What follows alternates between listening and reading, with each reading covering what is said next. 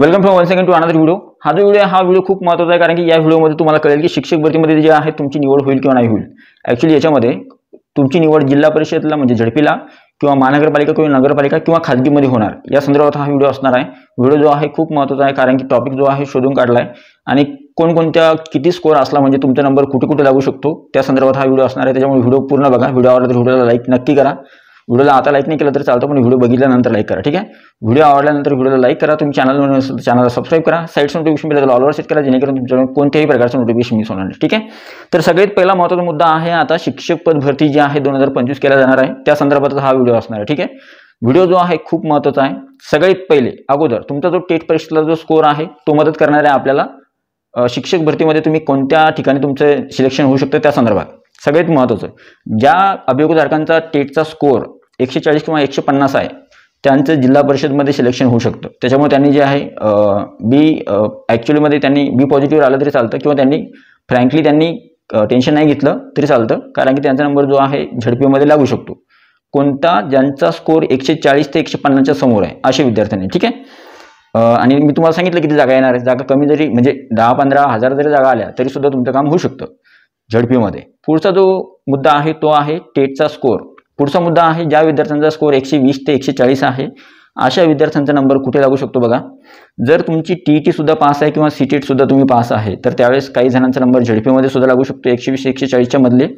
आणि काही विद्यार्थी जे आहेत ज्यांचा समजा टीईटी नसेल किंवा सीटीटी नसेल तर त्यांचा नंबर मात्र खाजगीमध्ये किंवा प्रायव्हेटमध्ये लागू शकतो, ठीक आहे।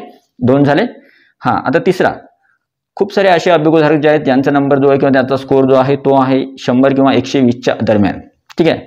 मग ज्या विद्यार्थ्यांचा स्कोर 100 किंवा 120च्या दरम्यान आहेत, एक तर तुमच्याजवळ टीईटी पास पाहिजे, टीईटी किंवा सीटीईटी, किंवा तुम्ही एक तर कोणत्या ना कोणत्या प्रकारचं आरक्षण घेतलेलं पाहिजे, ठीक आहे। आणि तुमची निवड कुठं होणार ते सांगून देतो। जर तुमचा स्कोर 100 किंवा 120च्या दरम्यान आहे तर त्यावेळेस जर तुमचं आरक्षण असेल तर त्यावेळेस तुम्हाला आरामशीर झडपीची जागा मिळू शकते, झडपीमध्ये तुमचं सिलेक्शन होऊ शकतं। जर तुमच्याजवळ झडपी हे नसेल, काय नसेल, आरक्षण नसेल आणि फक्त टीईटी परीक्षा असेल, टीईटी 1 किंवा टीईटी 2, तर त्यावेळेस तुमचं सिलेक्शन जे आहे झडपीला प्रिफरन्स द्या, सोबत प्रायव्हेटला सुद्धा द्या। झडपीला कमी चान्सेस आहे पण प्रायव्हेटला चान्सेस तुमचे जास्त आहेत, ठीक आहे। आणि आता आहे सगळ्यात शेवटचा जो मुद्दा आहे तो आहे, मी अजून काही गोष्टी सांगणार तुम्हाला महत्त्वाच्या त्या सुद्धा ऐकून घ्या। पुढचा जो महत्त्वाचा मुद्दा आहे तो आहे टेटचा स्कोर। जर तुमचा 100च्या खाली स्कोर आहे अशा विद्यार्थ्यांनी काय करायचं बघा, जर तुमचा 100च्या खाली स्कोर आहे, तुम्हाला जर शिक्षक भरतीमध्ये लागायचं आहे तर तुमच्याजवळ काही गोष्टी असल्या पाहिजे। कोणकोणत्या बघा। पहिली गोष्ट म्हणजे तुम्ही एक तर आरक्षण घेतलेलं पाहिजे। जर तुम्ही आरक्षण घेतलेलं आहे आणि तुमचा स्कोर 100च्या खाली आहे तरी सुद्धा तुमचं सिलेक्शन झडपीमध्ये होऊ शकतं, झडपी किंवा महानगरपालिका किंवा नगरपालिका।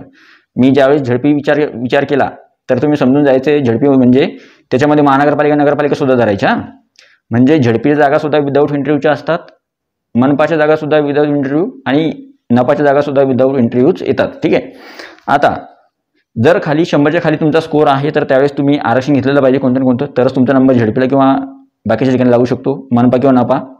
टीईटी परीक्षा पास पाहिजे आणि विशेष म्हणजे बाकीच्या ज्या गोष्टी आहेत, टीईटी पेपर दोन्ही पास पाहिजे आणि बाकीच्या ज्या गोष्टी आहेत तुमचं डीएड किंवा बीएड जे आहेत दोन्ही झालेलं पाहिजे, जेणेकरून तुम्ही प्रत्येक ठिकाणी पात्र असले पाहिजे। वर्ग 1 ते 5 साठी सुद्धा, 6 ते 8 साठी सुद्धा, 9 ते 10 साठी सुद्धा, 11वी 12वी साठी सुद्धा, ठीक आहे। म्हणजे तुमचा स्कोर ॲक्च्युअली 100च्या खाली आहे आणि तुम्ही फक्त 9 पासून 12वीपर्यंत अप्लाय करू शकता, तर त्यावेळेस तुमचा नंबर लागणारच नाही, कारण की स्कोर तुमचा कमी आहे आणि ऑलरेडी तुम्ही 9 ते 12 साठी कॉम्पीट करताय, ठीक आहे। तर त्यावेळेस तिथे स्पर्धा जास्त आहे तिथे, ठीक आहे।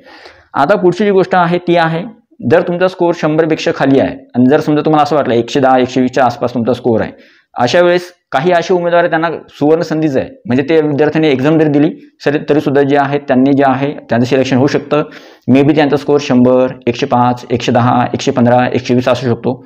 असे कोणते विद्यार्थी आहेत ते आहेत, पहिला म्हणजे अपंग, दुसरा म्हणजे खेळाडू जे आहेत ते, तिसरा म्हणजे अंशकालीन, नंतर माजी सैनिक आणि नंतर आहे महिला, ठीक आहे।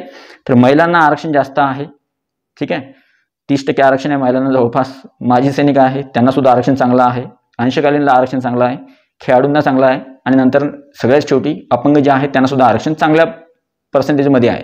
त्याच्यामुळे यांचा नंबर जो आहे तो कमी स्कोरवर सुद्धा लागू शकतो। आता मी तुम्हाला काय सांगितलं आहे, 140-150 ज्यांचा स्कोर आहे त्याच्यावर स्कोर ज्यांचा आहे 140 प्लस ते झडपीमध्ये, टेटचा स्कोर 120-140 जे आहेत त्यांचा स्कोर जो आहे काही झडपी काही प्रायव्हेट, टेटचा स्कोर ज्यांचा 100 किंवा 120च्या दरम्यान आहे त्यांनी आरक्षण घेतलेलं पाहिजे तर झडपीला होऊ शकते, काहींचा प्रायव्हेटमध्ये होईल, ठीक आहे। आणि नंतर टेटचा स्कोर जर 100च्या खाली आहे आणि जर झडपीमध्ये तुम्ही विचार केला किंवा मनपा किंवा नपाचा विचार करताय तर त्यावेळेस तुमचा स्कोर जो आहे 100च्या खाली आहे, तर त्यावेळेस आरक्षण नक्की पाहिजे. काम होऊन जाऊ शकते तुमचं खाली. आणि जर समजा तुम्ही नाही आहे, तुमच्याजवळ ते आरक्षण नाही आहे पण तुम्ही TET परीक्षा पास आहे, तर त्यावेळेस मात्र तुम्हाला खाजगीमध्ये ट्राय करायचं आहे. खाजगीमध्ये नंबर लागू शकतो. बिलो 100 जरी असले किंवा 105 110 जरी असले तरीसुद्धा खाजगीमध्ये जर झडपीला नाही झालं काम, मनपाला नाही झालं, नपाला नाही झालं, तर तुमचे नंबर खाजगीमध्ये लागू शकतो नंबर. ठीक आहे. इंटरव्ह्यूला जायचं, इंटरव्ह्यू द्यायचा, इंटरव्ह्यूमध्ये सिलेक्शन व्हायचं किंवा सिलेक्शन करायसाठी चांगली प्रिपरेशन करायची इंटरव्ह्यूची आणि तुमचं सिलेक्शन नक्की होणार खाजगीमध्ये. ठीक आहे. तर अशा प्रकारे हा व्हिडिओ होता. आता तुम्हाला हे कळालं की तुमचा नंबर जो आहे नेमका कुठे लागू शकतो, जिल्हा परिषद, महानगरपालिका, झडपी, मनपा, नपा किंवा खाजगी. तर या संदर्भात हा व्हिडिओ होता आणि याच संदर्भात ही माहिती होती. आय होप हा जो व्हिडिओ आहे किंवा ही जी इन्फॉर्मेशन आहे टोटली वेगळी होती आणि हा व्हिडिओ जो आहे तुम्हाला आवडला असेल. व्हिडिओ आवडला तर व्हिडिओला लाईक करा. व्हिडिओच्या खाली हाईपचं बटन आहे, व्हिडिओला हाईप नक्की करा. हा व्हिडिओ जो आहे तो बाकीच्यांना सजेस्ट होण्यासाठी. आणि व्हिडिओच्या खाली तुमचा जो स्कोअर आहे टेट परीक्षेमधला स्कोअर तो किती आहे आणि तुमचा स्कोअर किती आहे तो मेन्शन नक्की करा, जेणेकरून मला कळेल की तुम्ही कोणत्या याच्यामध्ये लागणार आहात. आणि दुसरी महत्त्वाची गोष्ट जी आहे ती, ज्यांचा स्कोअर कमी असेल किंवा थोडा कमी जरी असला तरीसुद्धा तुम्ही जे आहे तुम्ही विचारू शकता किंवा तुमचे प्रश्न जर असतील तर तुम्ही कमेंट बॉक्समध्ये टाकू शकता. ठीक आहे. तुमचा स्कोअर किती असला तरीसुद्धा तुम्ही कमेंट बॉक्समध्ये स्कोअर लिहा, मला कळेल की नेमकं किती स्कोअर आहे आणि कुठे कुठे नंबर लागू शकतो. ठीक आहे. तर हा जो व्हिडिओ आहे तुम्हाला आवडला असेल. आणि हा सगळ्यात महत्त्वाचं सांगून देतो, व्हॉट्सअप चॅनलसुद्धा आपण स्टार्ट केलेला आहे. व्हॉट्सअप चॅनलची लिंक डिस्क्रिप्शनमध्ये आहे, त्याला जॉईन करा. टेलिग्राम चॅनलला आपण PDF किंवा फाईल सेंड करतो, तर टेलिग्राम चॅनलची सुद्धा लिंक खाली डिस्क्रिप्शनमध्ये आहे. आणि एक हिंदीचे चॅनल ओपन केलं आहे आपण, त्याला सुद्धा तुम्ही सबस्क्राईब करू शकता. बाकीच्या चॅनलची लिंक डिस्क्रिप्शनमध्ये आहे, जॉईन किंवा सबस्क्राईब करू शकता. ठीक आहे. तर अशा प्रकारे ही पूर्ण माहिती होती. आणि तुम्हाला मी त्या दिवशी सांगितलं होतं एक गोष्ट काय, की आता सद्यस्थितीमध्ये पवित्र पोर्टलचं रजिस्ट्रेशन केव्हाही सुरू होऊ शकतं. तर आता ऑक्टोबरची 10 तारीख आहे, तर मग पवित्र पोर्टलचं रजिस्ट्रेशन येणाऱ्या काही दिवसामध्ये होऊ शकतं. तर त्यावेळेस तुम्ही रेडी राहायचं आहे पवित्र पोर्टलच्या रजिस्ट्रेशन संदर्भात. म्हणजे बाकीच्या ज्या काही गोष्टी असतील तुमच्या personal documents, educational documents, professional documents किंवा अदर काही डॉक्युमेंट्स असतील तर ते सगळे रेडी ठेवा. आणि पवित्र पोर्टलला रजिस्ट्रेशन कशा प्रकारे करता येतात किंवा कशा प्रकारे करावं लागतं या संदर्भात तुम्ही तत्पर असलं पाहिजे किंवा रेडी असलं पाहिजे. ठीक आहे. कारण की आता काही दिवसामध्ये जे आहे पवित्र पोर्टलचं कामकाज तुम्हाला सुरू झालेलं दिसू शकतं. ठीक आहे. त्याच्यामुळे जे या सगळ्या गोष्टी तयार ठेवा. आय होप वन्स अगेन हा जो व्हिडिओ आहे तुम्ही व्हिडिओ बघितल्याबद्दल थँक्यू सो मच. हां, या व्हिडिओच्या खाली कमेंट नक्की करा, व्हिडिओ तुम्हाला कसा वाटला. व्हिडिओ आवडला तर व्हिडिओला लाईक करा, तुम्ही चॅनलवर नसेल चॅनलला सबस्क्राईब करा.